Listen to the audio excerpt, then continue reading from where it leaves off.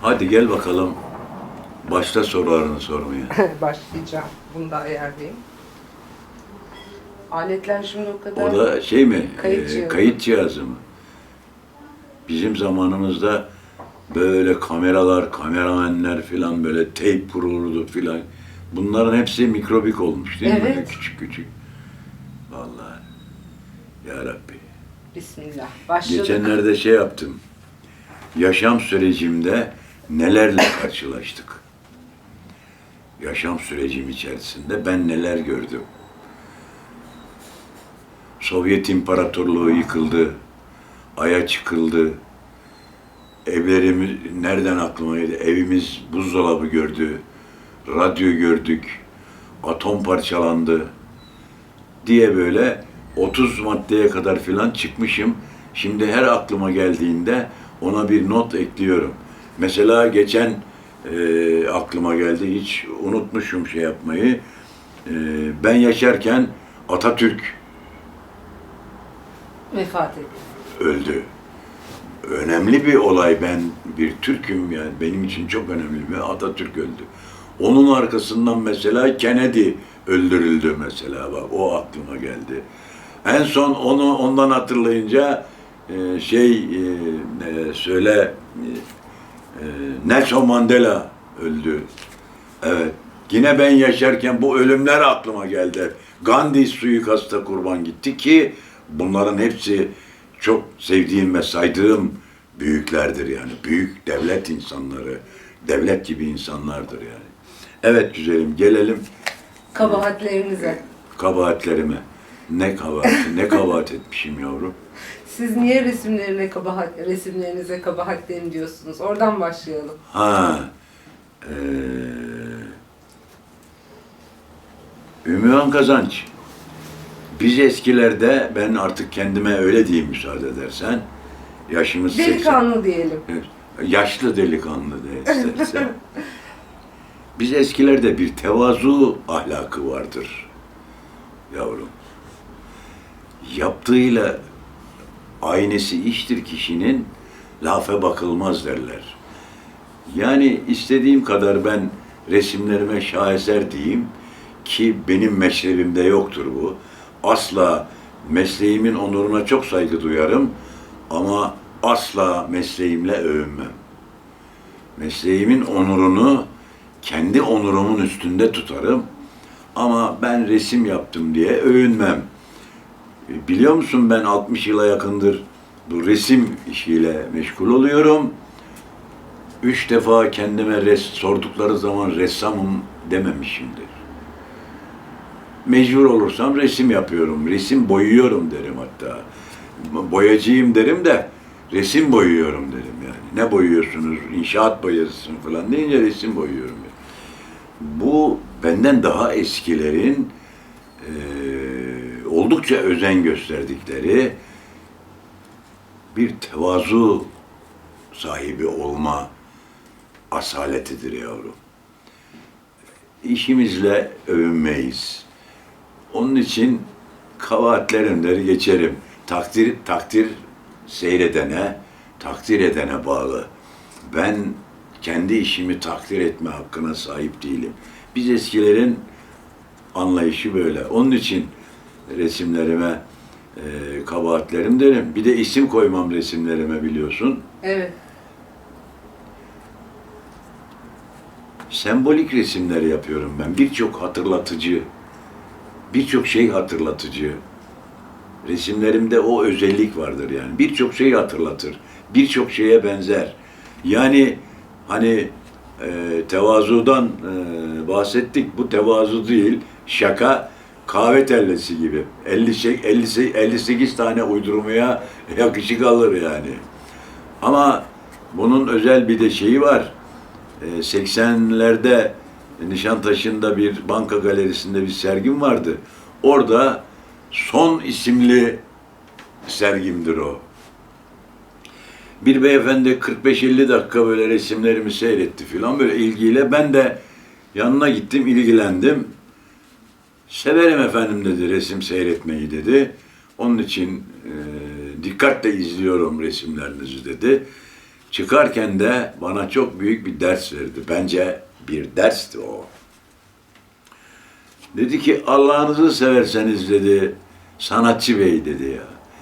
Kardeşim bu isimleri bu resimlere koymasanız dedi, yani ne olur dedi. Ben mecbur muyum dedi ya senin elini tutup da senin resimlerine girip resimlerinde seyretmeye, öyle seyretmeye mecbur muyum dedi ya. İsim koyuyorsun, beni şartlandırıyorsun dedi. Resimlere isim koyuyorsun, beni o ismin etiketi altında o resmi seyretmeye şartlandırıyorsun kardeşim dedi ya. Mavi derinlik diyorsun dedi. Belki ben mavi derinlik olarak bakmıyorum, ona mavi bir rüya olarak bakıyorum dedi.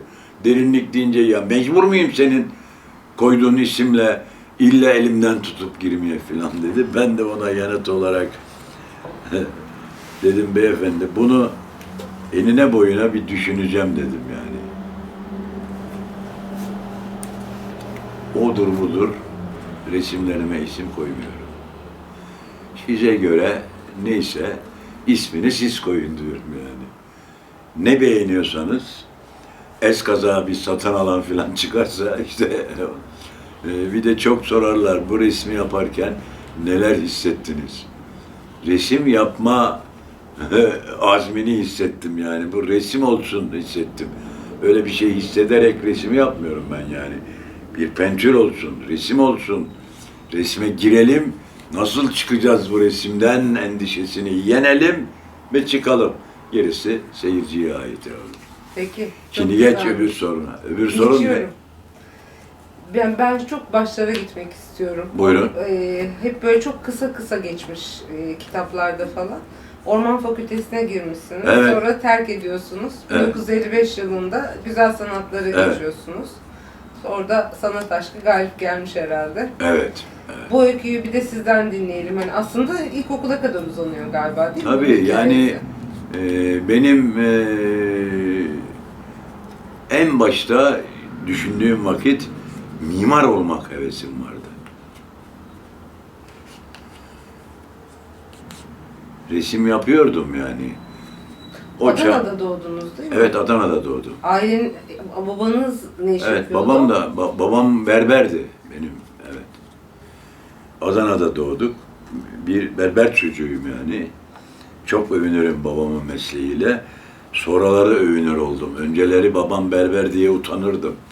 Çünkü herkesin babası banka müdürü, manifatura mağazası var. Efendim çiftçi, seninkine berber filan. Ama babam bana geçen yıllar içerisinde meslek ahlakına bağlı olmanın düsturunu, düstur demek koşulları o kadar güzel öğretti ki babamın mesleğiyle övünür oldum. Bir berberin oğlu olmakla övünür oldum. Hatta ve hatta Ümmühan kızım bir gün babama keşke dedim baba soyadımız bizim Berberoğlu olsaydı. Ben senin mesleğinle övünüyorum dedim yani. Berberoğlu olsaydı ne hoş olur yapalım mı? Ona dedi hakkımız yok ki oğlum dedi.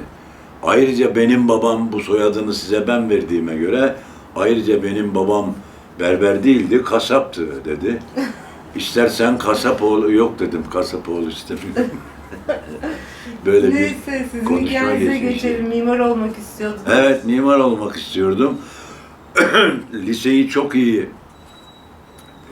şeylerle, derecelerle bitirdim. Güzel Sanatlar Akademisi Mimarlık bölümüne geldim, müracaat ettim. İmtihanı kazanamadım. O sırada da derecelerim çok iyi olduğu için böyle ÖSYS'ler, MESEÖ'ler falan yoktu. Şey vardı. İyi derecelerle mezun olanlar fakülteye girerdi. Beni de Orman Fakültesine burslu olarak kaptılar yani. Hasbelkader orman mühendisi olma rastlantısıyla Orman Fakültesine girdim. Orada karşımıza, orman mühendisi olacağız ya, orada karşımıza bir yüksek matematik bilmem ne diye bir şey çıktı. Ben hayatta matematikten çektiğimi, tüm hayatımda 30 sene okumuşum, matematikten çektiğimi hiçbir şeyden çekmedim. Onun için Orman Fakültesini 4. sömestrimi, 5. sömestrimi terk edip askere gittim yavrum. Askerliğimi bitirdikten sonra da kararlı bir şekilde akademinin resim bölümüne gittim. Hocalarınız Halil Dikmen ve Zeki Faik İzer'miş Evet, sanırım. evet. Nasıldı o dönemler? Galerideki hocam rahmetli Neyzen Halil Dikmen'di. Sonra Halil Dikmen'i çok sevdiğim için aramızda böyle bir karşılıklı saygı ve sevgi bağı oluşmuştu. Hangi hocaya gideyim diye ben müze müdürüydü o zaman. Halil Dikmen'e gittim ve hocam dedim bana bir nasihatte bulun. Ben hangi hocaya gideyim dedim ya. Senin dedi bu soruyu soracağını biliyordum. Sen Zeki Faik'liksin dedi. Sen Zeki Faik'e git.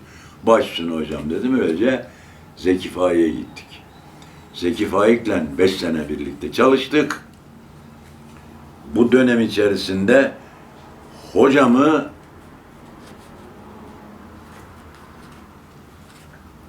mesela rahmet ola, ikisine de rahmet olsun da hocamı mesela ne bileyim ben öteki hocalarımın arasında seçkin bir yeri olacak kadar sevmedim. Çünkü kaprisli bir adamdı yani. Rahmet içinde yatsın ama büyük ressamdı. Büyük ressamdı. Bize bir tek resmini göstermedi. Mezun oluncaya kadar nadir bir iki ziyaret, evine ziyarete gittiğimizde filan hariç. Onun da sebebini sonradan söyledi. Ben öğrencilerimi resmimin etkisi altında bırakmamak için onlara resimlerimi göstermedim dedi. Ve haklıdır. Bu yargısında da haklıdır, evet. Mesela Bedri Rami atölyesinden bir sürü Bedri Rami çıkmıştır. Öteki atölyelerden pek fazla çıkan olmadı. Zaten Ümmühan'cığım, akademiye gidenin hepsi ressam olsaydı, ressamdan geçilmezdi de 100 tane mezundan 4 tanesi filan anca resim yapar. Onu soracaktım. Sınıf arkadaşlarınızdan, o üniversite döneminden şu anda resim hayatında bir fiil olan kimler var, hatırlıyor musunuz? Tabii hatırlıyorum. Bence dünyanın sayılı gravürcülerinden 3 tane dünyada varsa onlardan biri Güngör İplikçi sınıf arkadaşımdır mesela. Devrim Erbil devre arkadaşımdır. Efendim Komet bizden daha küçük sınıfta o zaman çömezimizdi. Bunu övünmek için söylemiyorum. Efendim Mehmet Güler Yüz mesela daha aşağı sınıflarda. Son zamanlarda Paris'te yaşadı Erdal Alantar, Cemal Torlu'da. Bunlar devre arkadaşlarımızdı hepsi. Hepsi de başarılı bir şekilde Evet. sürdürdüler. Hepsi ben hariç hepsi başarılı ressamlar oldular. 1977 yılına kadar hiçbir şey yapmamışsınız galiba resim adına. Yani resim yapmışsınız ama iş hayatında Evet, olmuşsunuz. işte mezun olduktan sonra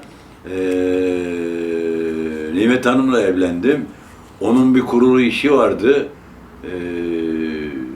Anadolu figürleri yapardı, bebek dedikleri yani hatıra bebekleri yapardı. Hilton'da da bir şey vardı. Kendimi o işin başında buldum evlendikten sonra. 1960'dan 68'e kadar. 68'de de çok sevdiğim arkadaşım Salo Cohen ki akademiye girerken 55'lerde filan tanışmıştık. O kendi arkadaşlarıyla bir iş kuruyormuş. Salomon Razon ve Salo Cohen bir plastik fabrikası, plastik vakum fabrikası. Bu işin altından sen kalkarsın diye beni oraya transfer ettiler. 7 sene Nimet Hanım'ın işiyle meşgul oldum.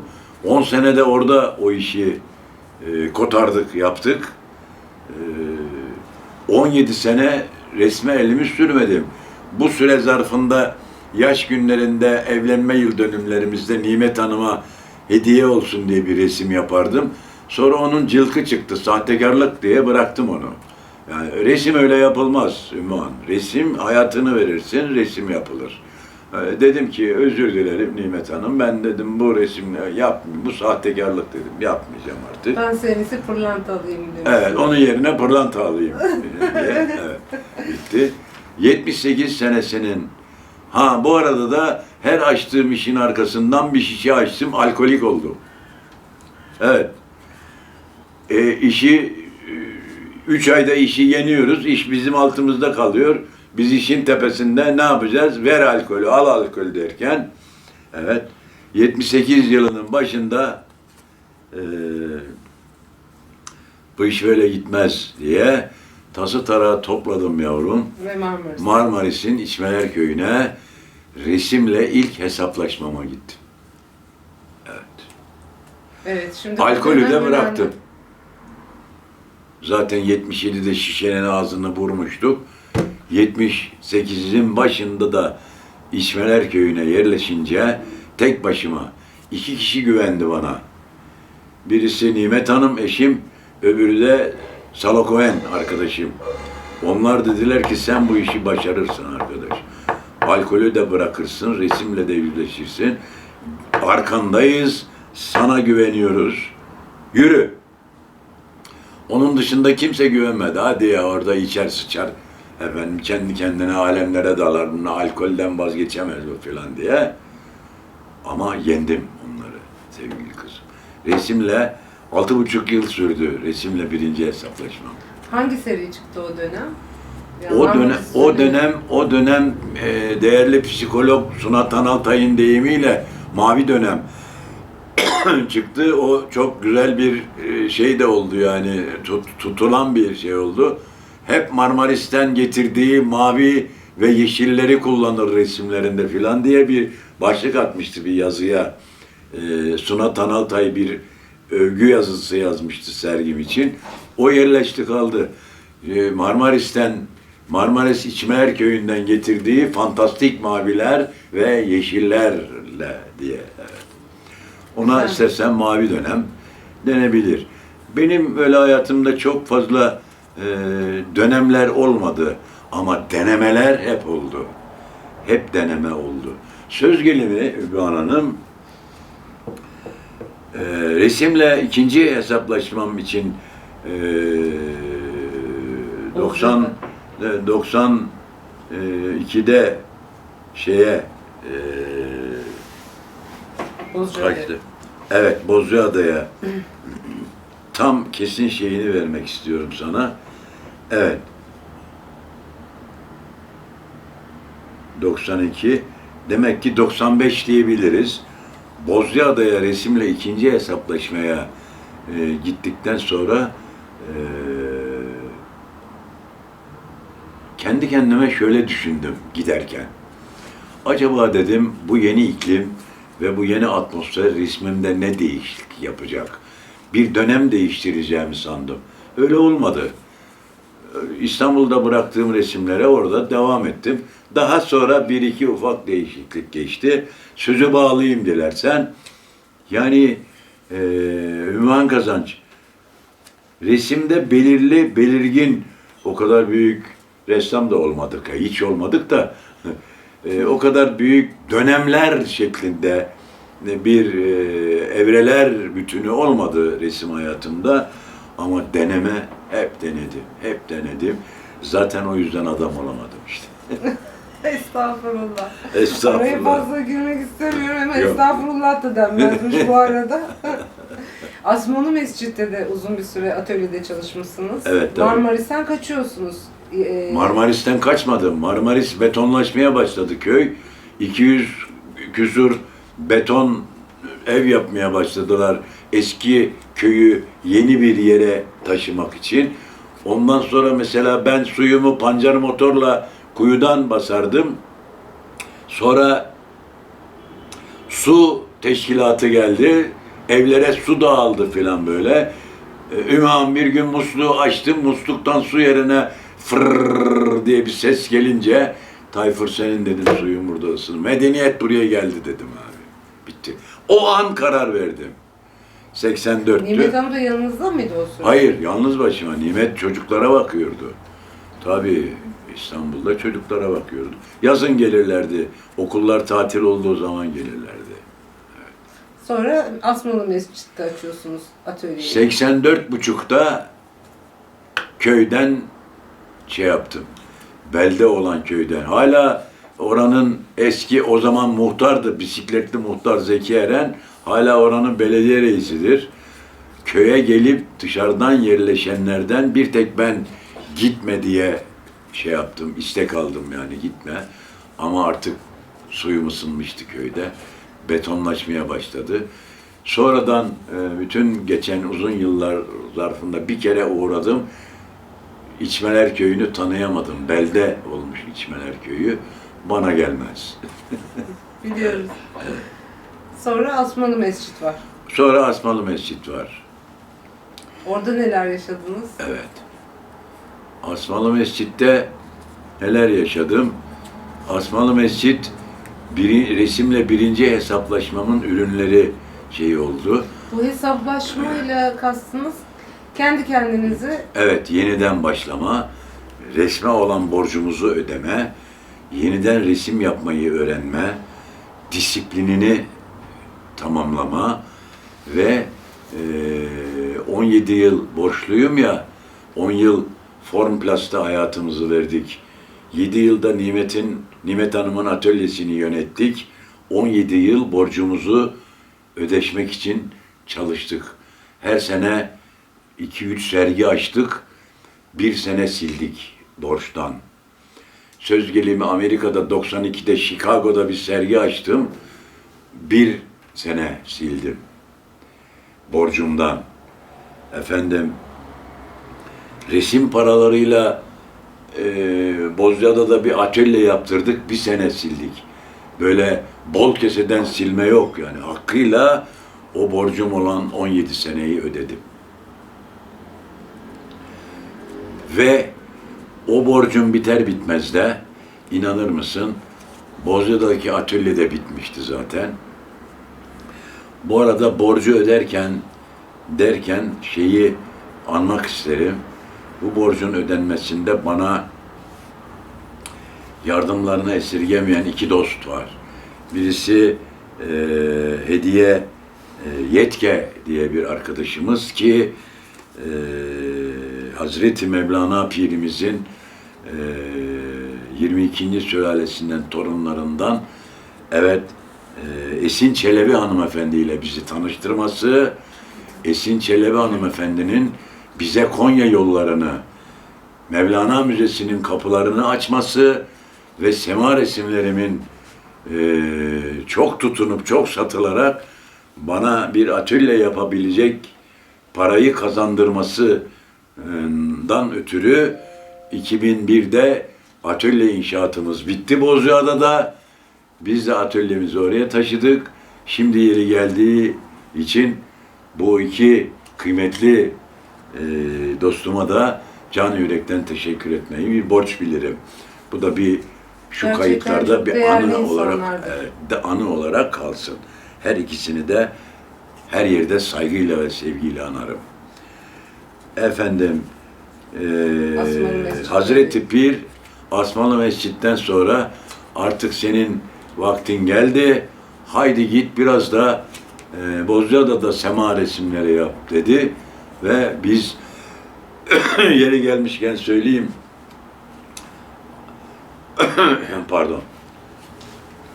Rahmetli annemin çocuk yaşlardayken bizim kulağımıza ve oradan gönlümüze akıttığı Mevlana sevgisi işte bizi bahşişsiz bırakmadı Hazreti Pir. Sevgisine karşılık bahşişimizi de verdi, atölyemizi yaptırdı. Hala zaman zaman kulağıma seslenir. Hadi birkaç tane sema resmi yap da satalım diye. Evet. Gerçekten. Gerçekten söylüyorum. Evet. Öyle hakikaten bir onlar çok öyle bir sonraki sorumda vardı ama. Hazreti Pir aşığıdır. Gene orada sorarsın, orada da bu konuda başka bir şey söyleriz. Tamam. Sizin üzerinizde emeğiniz olan bir sanatçı var mı? Üzerinde etkisi olduğunuz, yani mutlaka Asmalı Mescid'de atölyeniz falan varken sizi bir sürü ziyaret eden daha Evet, genç bir zamanlar nesil sanatçılar olmuştur. evet. Hiç ders verdiniz mi ya da? Evet, ders verdim. 10-15'lere kadar öğrencim çoğaldı. Sonra o kadar onlara bağlandım. O kadar onlarla meşgul, bana resim yapma Fırsat. zamanı kalmadı. Ve bu iş bir endüstriyel kazanç haline geldi. Yani resim satarak benim öğrencilerden almış olduğum ders ücretini karşılamam imkansızdı yani. Yani resmi bırak, o işe bak, devam et. Ama bunu meslek onuruma yediremediğim için çok sevdiğim öğrencilerimi birer ikişer onların gönüllerini yaparak hadi sen kanatlandın artık uçarsın diye moral vererek öğrenci ve ders verme faslımızı Şu anda öylece bitirdik. sergilerine devam eden var mı bu öğrenciler arasında? Vallahi şimdi isimlerini hatırlamıyorum ama var. Mesela bir tane hemen aklıma geldi. Belgin Babür var mesela. Benim öğrencilerimin içerisinde en cana yatkın, en eli yatkın ve en gönlü yatkın olan, hala resme devam ediyor. Arada bir atölyesinde ziyaret ederim onu. Ona bile en son kanatlarını taktık. Hadi Belgincim artık sen kendi kanatlarınla uç dedik yavrum. Şimdi sizin resimlerdeki meselelerinize gelelim. Evet. Doğa ve insan çatışması değil mi? Evet, En doğa ve büyük insan meselemiz. çatışması, Ama doğanın tarafındasınız. zamanın ve mekanın olmadığı bir yerde, bunu ilk defa söylüyorum. Şu an gönlüme doğdu. Zamanın ve mekanın olmadığı bir yerde doğayla insanın çatışması. Yani doğa kimseyle çatışmaz. İnsan denilen hayvanın çatışması. Doğayı hor kullanmaktan ötürü Chicago'ya götürdüğüm serginin ana teması buydu. Doğa ve insandı. Oradan aklıma geldi. Yani bundaki ana fikir şu. Biz dünyanın, daha doğrusu doğanın şeklinde söyleyelim, böyle doğayı hor kullandıkça, anasını belledikçe doğanın bizden öyle bir intikam alır ki günün birinde amansız bir sille vurur, kimse de altından kalkamazdır bunun izahı. Onun için Hakikaten resimler çığlık tabii, atıyor. onun için çok fazla ağaca, ormana, denize yer vermeden uzayın boşluğu içinde doğayla insanı karşı karşıya getirip insanın zavallılığını vurgulamak isterim.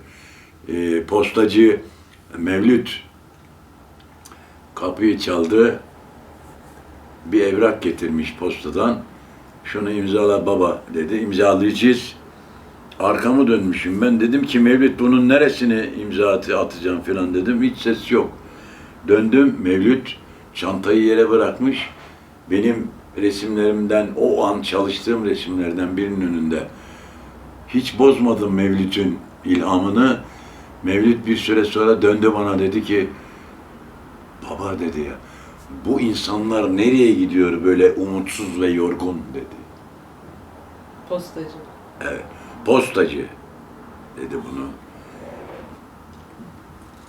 Mevlüt, resim hayatımın en büyük armağanlarından birini verdiğinin bana farkında değilsin şimdi dedim sen. Bana koskoca bir armağan verdin, beni onurlandırdın dedim yani. Bildin dedim yani o insanların umutsuz ve yorgun gittiklerini. Biz onun için Ümmühan Hanım, atölyeye gelip resim alnına çarpan adam, siz burada ne yapıyorsunuz, ne işle meşgulsünüz dediklerini bile gördük yani. 60-70 yıldır bu mesleğin içindeyiz. Evet canım. Tamam, devam ediyoruz. Ama tahribat var da sizin böyle tablolarınızın karşısında durduğum zaman atölyede, işte galeride bir gün önce açılıştan gittim. Evet. Bayağı böyle bir izleme fırsatım oldu. Daha önce hep resimlerden görüyordum. Evet, Böyle canlısını görmedim. evet. Işık oyuncağınız gibi hocam. Evet, kim söyledi onu bilmiyorum. Saygın, Öyle bir hünerle evet, kullanıyorsunuz ki. saygın bir kişi, şu an aklıma gelmiyor valla. Işığın ressamı demişti bana. Ressam olmak haddimiz değil de ışıkla çok iyi oynar, istediği şekilde ışığı oynar filan dedi. oradan aklıma geldi. Yani 90 özellikle bu doğa çatışmasının Evet. Mevlana serisinde de öyle. Evet. Işık çok Evet, önemli ışık ama çok resimlerimde baş ögelerden biridir ışık. o Çok ışığı kilitliyor kullanmayı insanı. severim. Hatta sana uydurma gelebilir ama resmen doğru bu. Kaç yıl bilmiyorum, 96 mı 97'lerde Akbank'ta açmış olduğum bir sergide bayanın birisi resmi kaldırdı, altına bakıyor. Dedim ki affedersiniz, niye bakıyorsunuz altına? Arkaya ışık tertibatı mı koydunuz? Ön tarafa bir ışık vuruyor da dedi. İstediğiniz Ona o bak. benim içimin ışığı. Evet, o senin harikulade bir yakıştırman. Teşekkür ederim. Dedim ki, vallahi yok öyle bir alet koymadık dedim arkasına. Yani resmin arkasında ışık arayanlar da oldu yani. Evet. Aslında bana şey gibi geldi. Hani ciddi bir çatışma var bu doğayla insan arasında. İki olumlu ve olumsuz öğe birbiriyle çatışıyor. Evet, tabii. Ama burada ışığı sanki koyarak hala bir umudunuz olduğunu mu göstermeye çalışıyorsunuz? Zaten o serginin adı Son Işıklardı.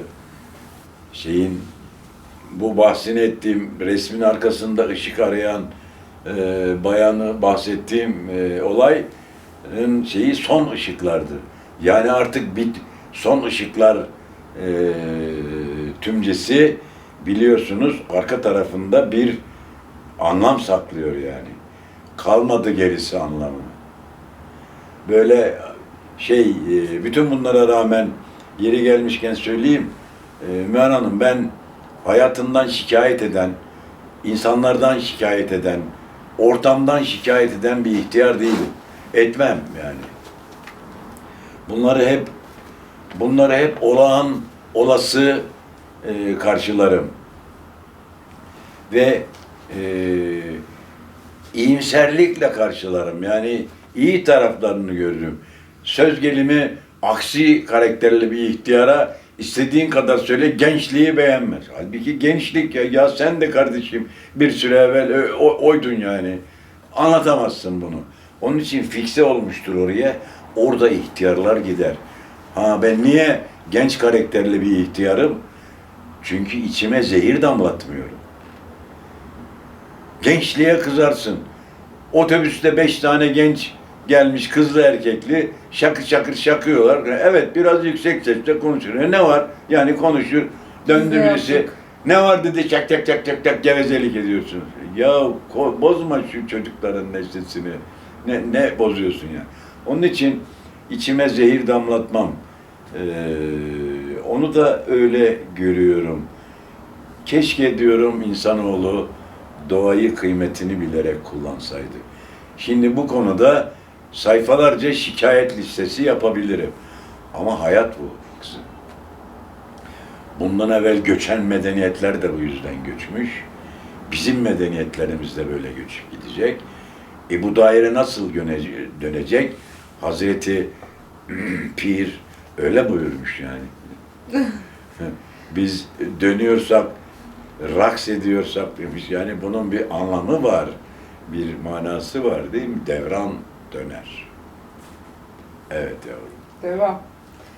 Şimdi hani tablo yaparken ne hissediyorsunuz değil de sizin bir tabloya başlayış anı öncesi yeni bir tuval, boş bir tuvalin karşısına geçtiğiniz zaman nasıl bir ruh hali içinde oluyorsunuz? Çok güzel bir şey sordun.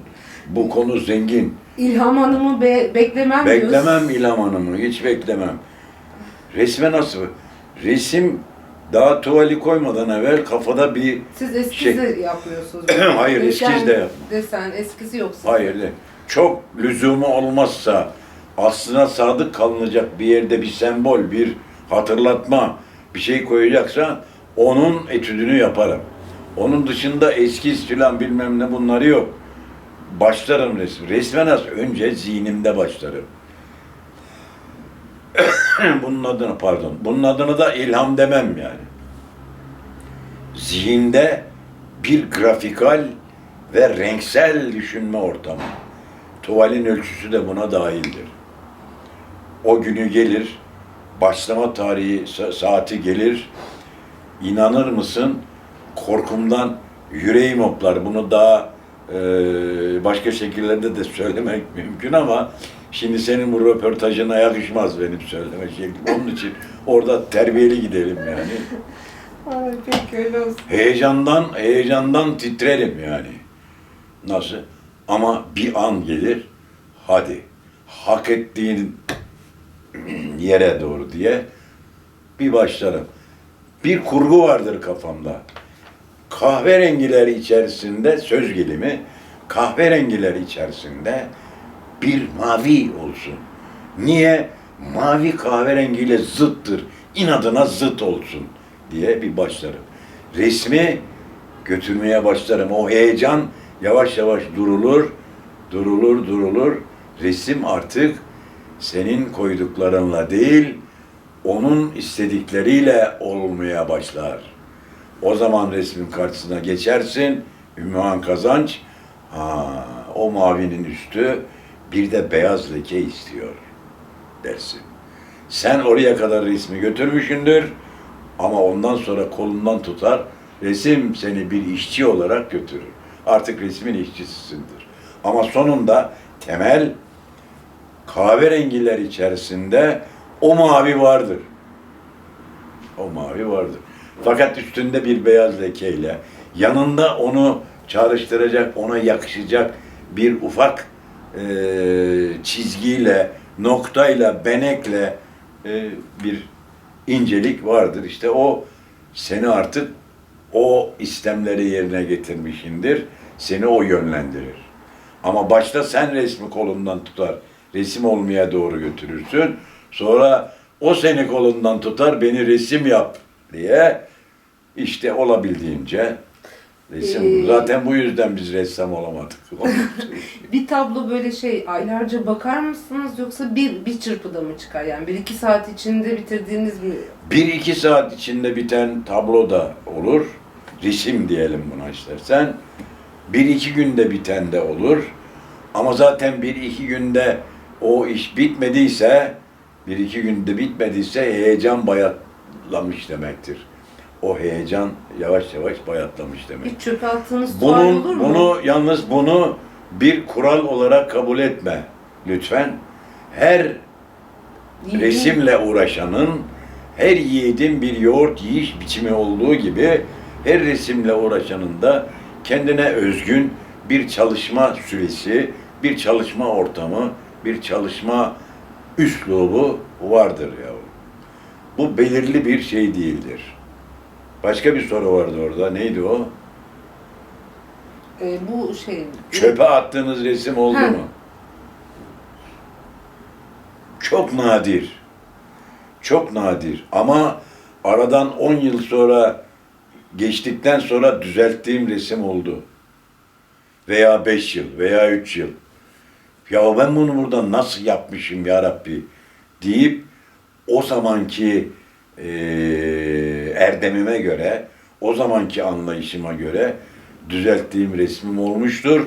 Bunu da mesela resimlerimin altına mutlaka tarih atarım. Bunu da söz gelimi 95'te bir resim yaptık. Bugüne kadar kaç sene geçti? 2015'teki 15 sene geçti. 15 sene sonra düzeltmişsem resmi 95-2015 yazarım. Bir dokunuşta 2015'te. Evet. 2015'te hatta yetmiyorsa arkasına resmin künyesini yazarım. Bu resim 1995'te başlanmış, bitirilmiş. 2014'te tekrar ele alınarak şu süre zarfında düzeltilmiş ve onarılmıştır diye bir resmin künyesini düşerim.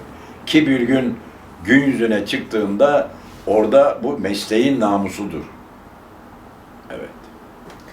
Gelelim Sema serisine. Evet. Burada söylenecek çok şey var galiba, değil mi?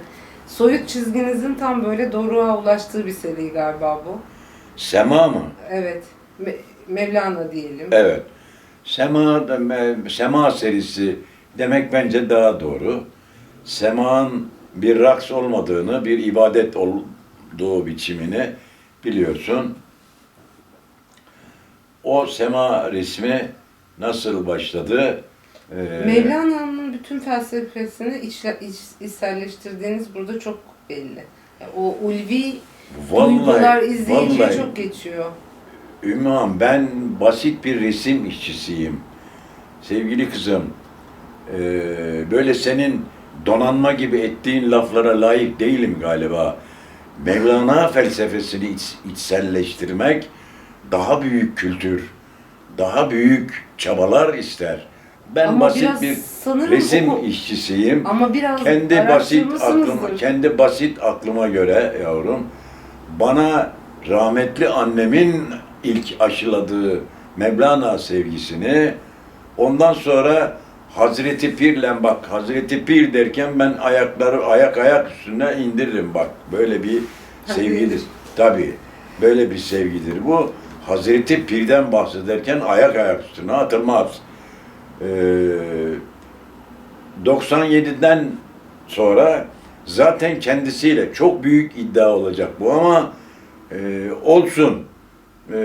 Ben ona olan sevgimde samimi olduğum için bu iddiamda da samimiyim. Arada konuştuğumuzda, ki Hazreti Pir'le arada konuşurum, dertleşirim. Her şeyi ona açarım. Büyük yardım dileklerinde Tanrı'yla arama korum.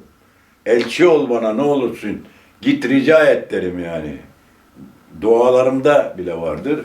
Bu anamın önce ruhuma yerleştirdiği bir sevgiydi.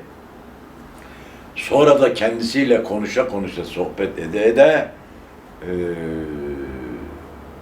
içimizde gelişti ve silinmesi imkansız büyüklükte bir sevda oldu.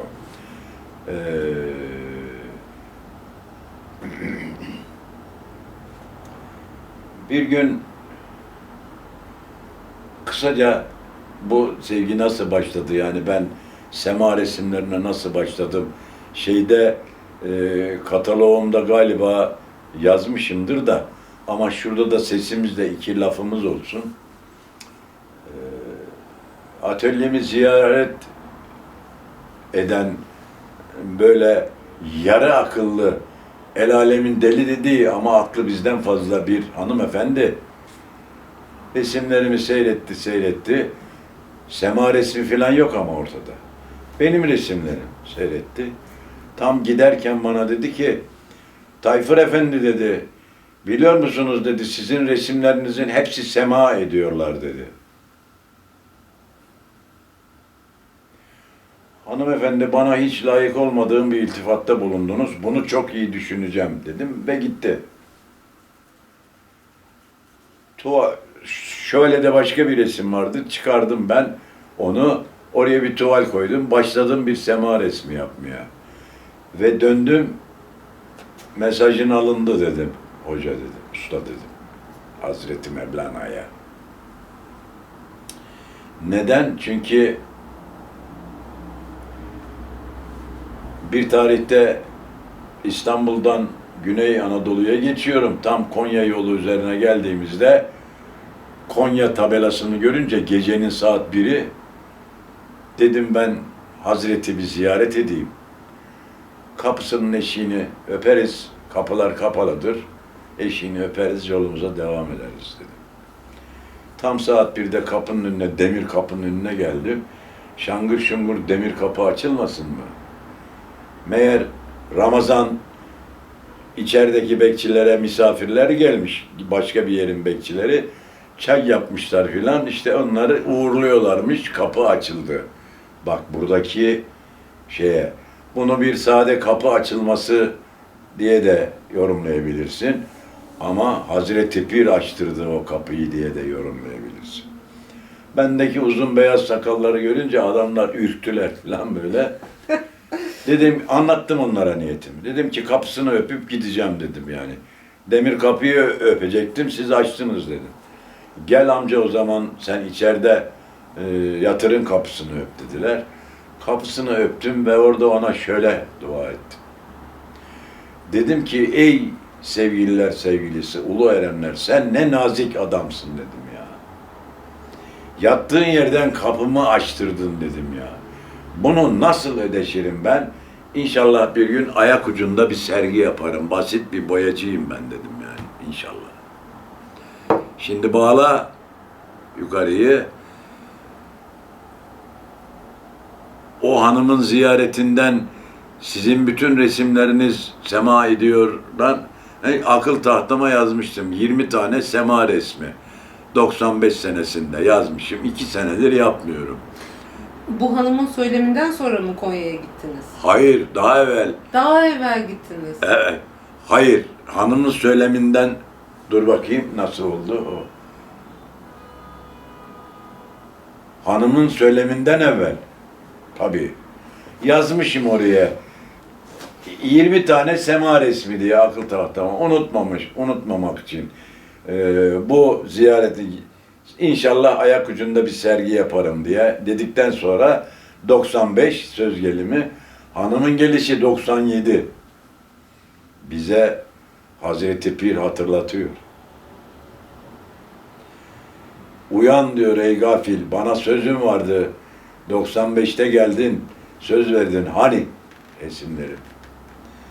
Sema resmi yapmaya başladık. Ve Hediye Hanım bize şeyi getirdi. Esin Çelebi hanımefendiyi getirdi. Esin Çelebi hanımefendi sema resimlerini çok beğendi. Konya'ya götürdü. Hemen müzede sergileme teklifi geldi. Ardı ardına sergileri açtık. Ayak ucunda sergimizi açtık, sözümüzde durduk. Orada serginin, yatırın, makamın bulunduğu yere de bir resmimizi kabul etti. Onu da koyduk. Sevgililer sevgilisine diye, yüceler yücesine diye koyduk ve bahşişimizi bile verdi. Sözün başına döndük.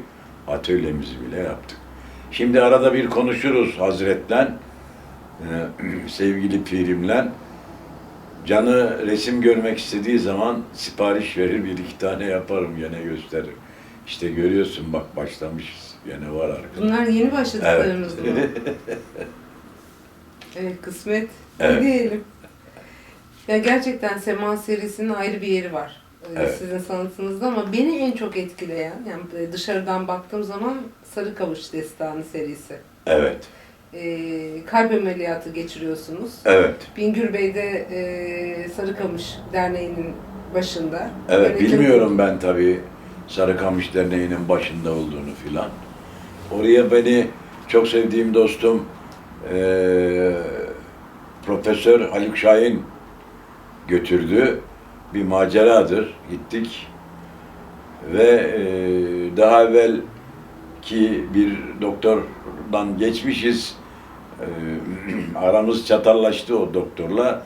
Seni ameliyat etmeyelim, böyle yaşa, %10 şeyden söyle, ne derler ona? Bir sözcüğü vardı, gelmedi şimdi aklıma. Hoşuma gitmedi. Dedim ki doktor, biz kalbi ameliyatından bahsediyoruz. Bademcik ameliyatından değil dedim ya. Risk. %10, herkeste %5 risk vardır zaten. Seninki %10 ne var dedi filan ya.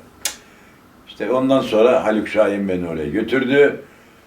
Bingür Bey daha bakar bakmaz hemen dedi yatıracağız dedi ya, hiç dedi şeyi yok. 3 damarı tıkalı dedi ya. Buna bypass yapmayacağız da kime yapacağız dedi. Haluk dedi yani. Onlar Sarıkamış işi konuşuyorlar.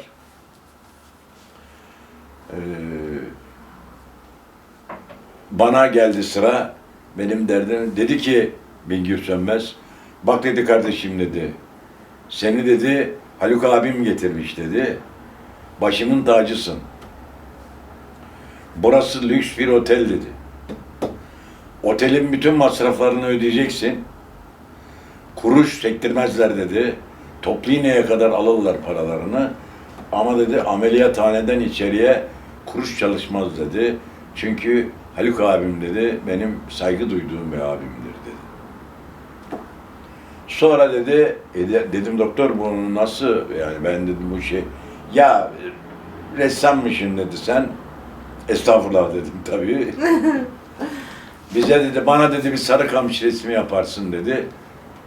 ödeşiriz dedi. Masadan sağ kalkarsak yaparız dedim. Ve o ilave etti. Adama dedi, Sarıkamış resmi yap dedik dedi, rica ettik dedi, böyle sizin gibi. Gitti bana dedi, Sarıkamış'ın dağını yapmış, bir de ağaç koymuş oraya dedi. Ben ne yapacağım Sarıkamış manzarası?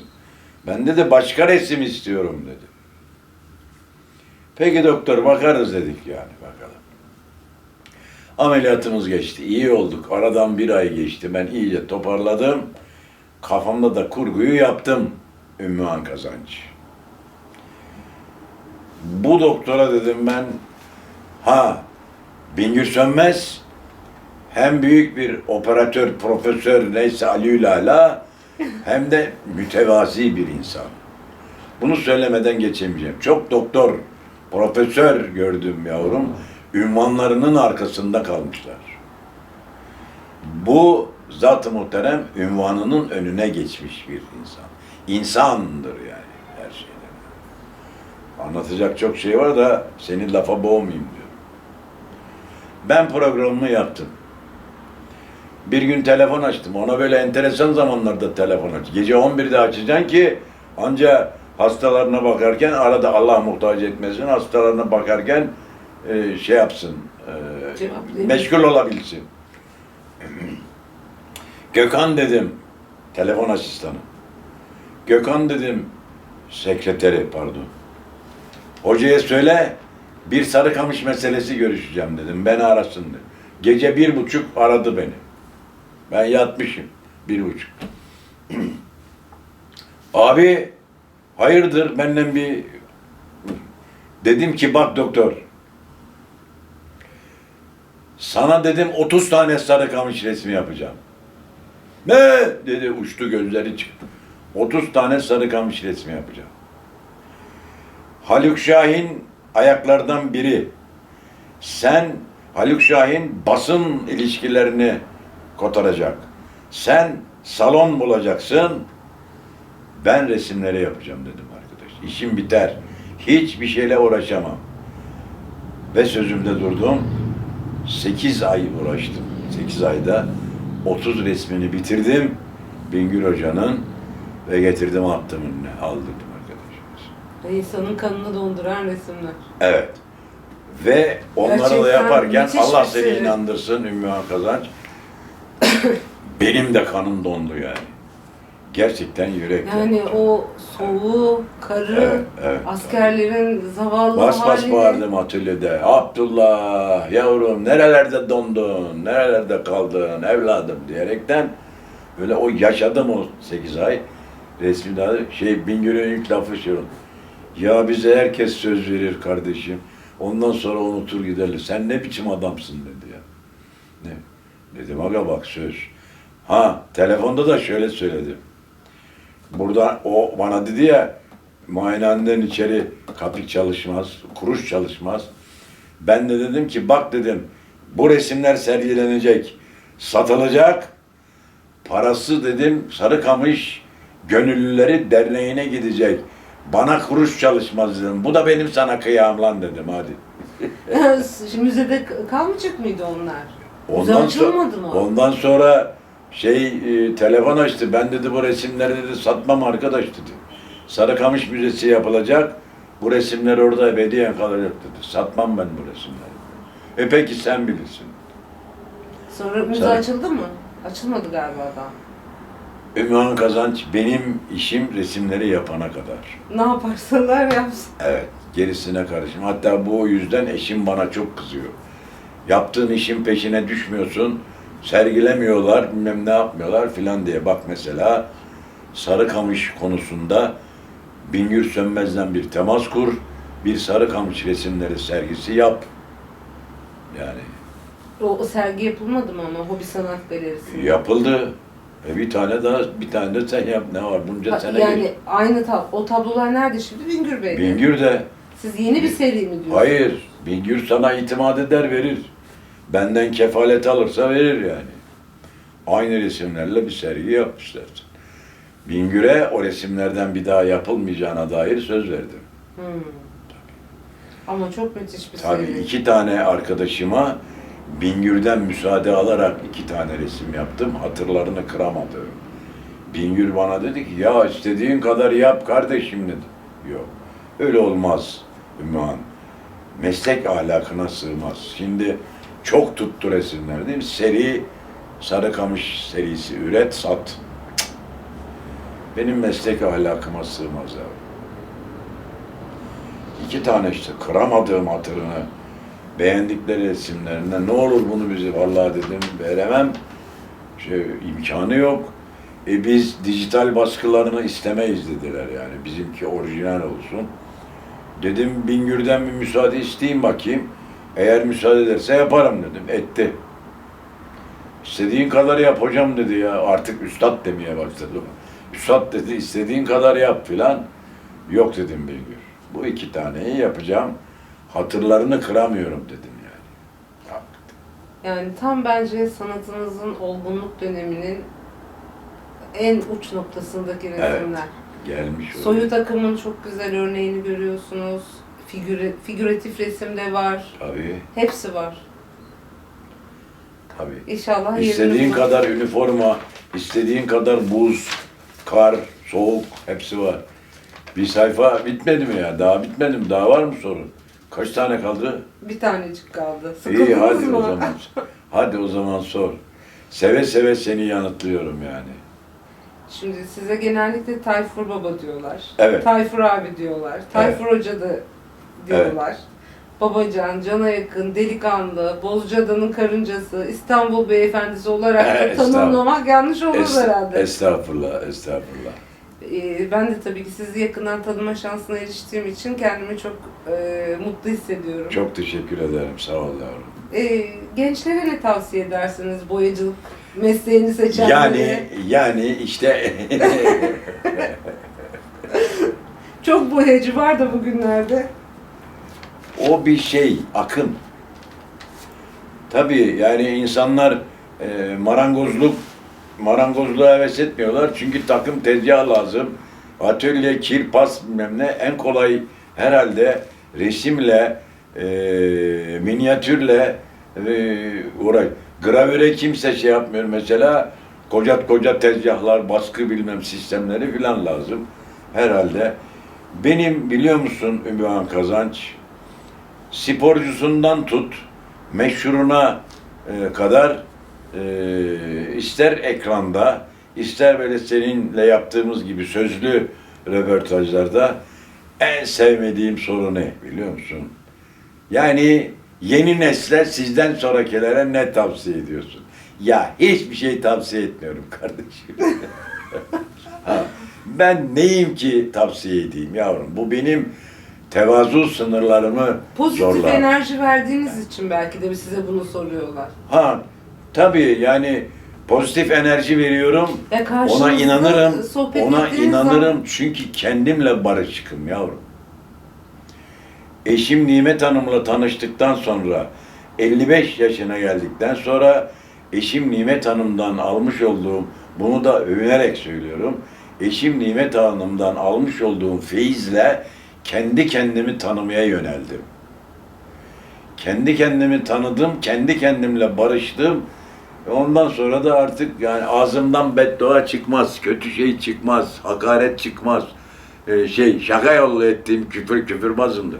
Şaka yollu ettiğim küfürler hariç bir kimsenin şahsiyetiyle ilgili asla kötü bir laf ve küfür çıkmaz sevgili kızım. Onun için herhalde bir enerji veriyorum. Bu şeyden akademiye başladığım yıllardan kalma, o yıllardan yakama yapıştı baba lakabı. Hala da beni terk etmedi. Bir şikayetim de yok. Çok hoşuma gidiyor yani. Evet. Yani amcadan iyi. Amca da yaşlılık anlamında söylemiyorum yani. Amcadan daha samimi baba. Bir de hocam diye seslenenlerden hoşlanırım yani.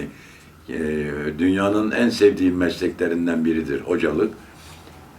Hoca denildiği zaman kendimi hoca zannederim ve böyle şey olurum, neşelenirim yani. Onun için pardon, galiba pozitif enerjim oradan geliyor. Kendimle barışık olmamdan kaynaklanıyor. İnsanlar çünkü böyle karşısında ondan pozitif enerji aldığı birini gördüğü zaman bir şeyler duymak istiyor. Kendi hayatına monte etmek için.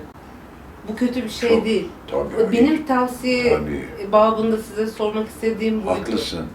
Haklısın da Çünkü bu Ee, kargaşada yaşayan evet, insanlar en bir umut sevdiğim- istiyorlar. en sevdiğim toplum gençliktir mesela. Çok severim gençliği. Gençlik görevini benim tavsiyem olmadan yerine getirecektir. Sen hiç merak etme.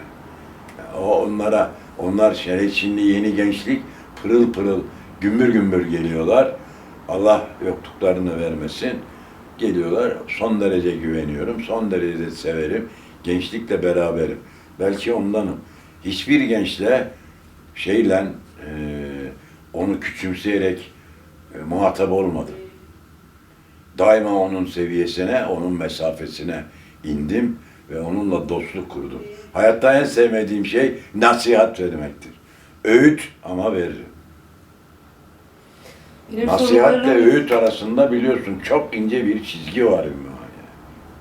Öğüt. Nasihat zorlama adı bir kere artık klişeleşmiş. Ama öğüt, sana bir öğüdüm var. Tutarsın, tutmazsın. Ben sana ne diyeyim? Herhangi bir iş konusunda karar verme gerektiği zaman evlatlarımdan herhangi birine bile sorarım yani. Sorarım. Niye? Onlara danışma prensibini öğretmek için. Evet. Sana bir şey danışacağım diyerek.